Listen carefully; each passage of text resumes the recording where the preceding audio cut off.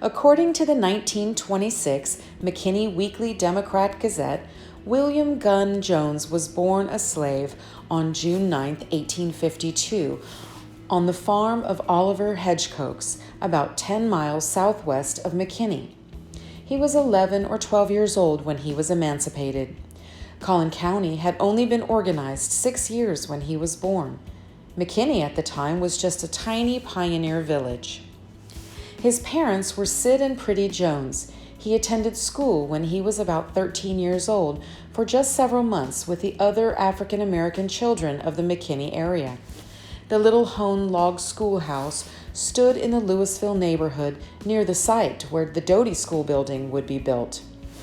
He walked over 12 miles on muddy roads daily to go to school and then walked back home again to Allen. Gunn, as he was known, was a farmer throughout his long life. In the earlier days before threshing machinery, he was known as an expert feeder and separator man. He and his wife, Eliza Abernathy, were married 63 years and were parents to 11 children, 8 boys and 3 girls. They lived in the St. Mary neighborhood of Allen, Texas, and attended the St. Mary Baptist Church. One of their sons, John L. Jones, was born on November 20, 1885. John also attended school at the St. Mary Church.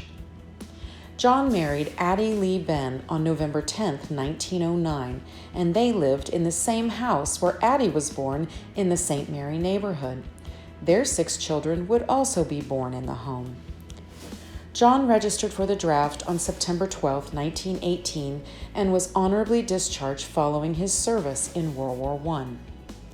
A few years after the war, John was barbecuing pork near the railroad tracks in Allen when a group of white men accused him of stealing the hog. They attempted to take the meat from him, and he stood his ground. John was shot during the conflict and died September 10, 1922. He was 36 years old and is buried in the historically African-American Ross Cemetery of McKinney. The gunman, Dewey Smith, was tried for murder, but was acquitted by the jury. John's father, William Gunn Jones, died on December 4, 1938, at the age of 86.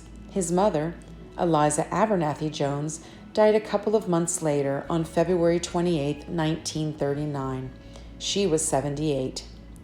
They are both also buried in Ross Cemetery, though their graves are unmarked.